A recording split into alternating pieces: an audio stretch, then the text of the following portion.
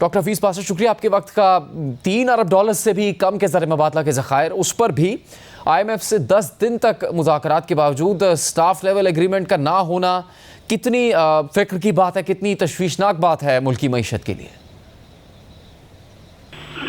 بسم اللہ الرحمن الرحیم۔ دیکھیے، بات یہ ہے کہ جو ریفارمز اور ایکشنز جو ہم نے کمٹمنٹ کیے تھے سپتمبر میں، لیٹر آف انٹینٹ جو گورنمنٹ نے ایشو کیا تھا، اس میں سارے ریفارمز مینشن تھے، مگر افسوس سے کہنا پڑتا ہے کہ سپتمبر کے بعد سے ریفارمز کی امپلیمنٹیشن بالکل نہیں ہوئی، اور اس کے برعکس اپنے ایکسچینج ریٹ پالیسی کو تبدیل کر دی۔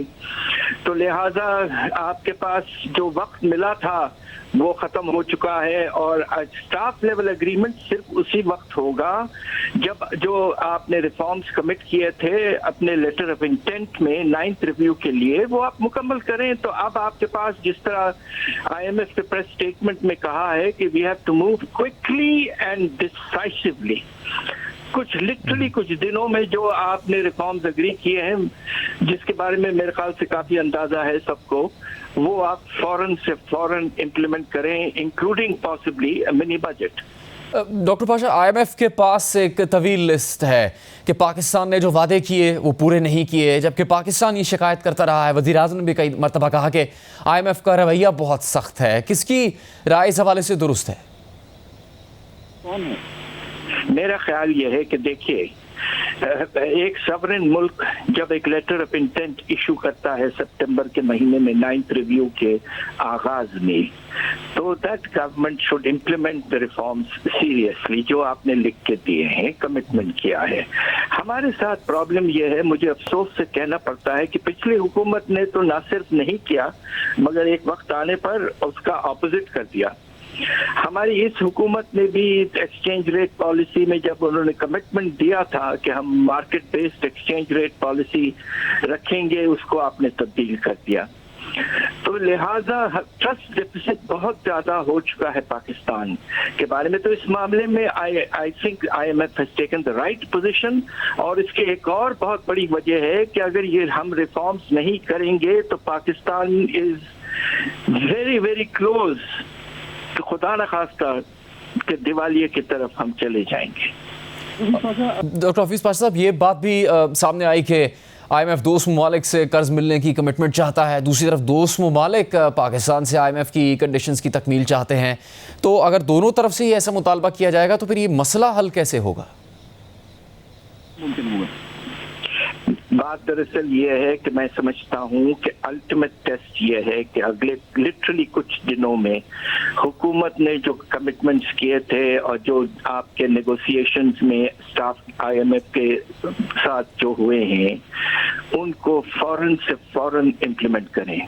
ہمارا سب کا اندازہ یہ ہے کہ انشاءاللہ ایک دفعہ پاکستان نے کمٹمنٹ بتا دیا to financial stability and reform, تو انشاءاللہ جو آپ کے پاس پینڈنگ کمٹمنٹس ہیں وہ سب انشاءاللہ میٹیریلائز ہو جائیں گے، اور آئی ایم ایف کی چھتری اگر موجود رہی اور ہم 10واں اور 11واں ریویو میں بھی اس پرابلم کو بہت سلیقے سے ہینڈل کریں، وقت پہ ریفارمز مناسب کریں، تو میرا خیال یہ ہے کہ آہستہ آہستہ پاکستان کی پوزیشن کچھ بہتر ہونا شروع ہو سکتی ہے۔ ڈاکٹر پاشا، اس وقت جو حالات ہو چکے ہیں پاکستان کی معیشت کے، ان حالات میں اور ان ذخائر کے ساتھ اگر آئی ایم ایف کا پروگرام مل بھی جاتا ہے تو کیا پھر بھی ڈیفالٹ کا خطرہ ٹل جائے گا؟ اور جو آگے اس کے مشکلات ہیں اس میں کس حد تک کچھ آسانی کی امید کی جا سکتی ہے، یا مشکلات ویسی برقرار رہیں گی؟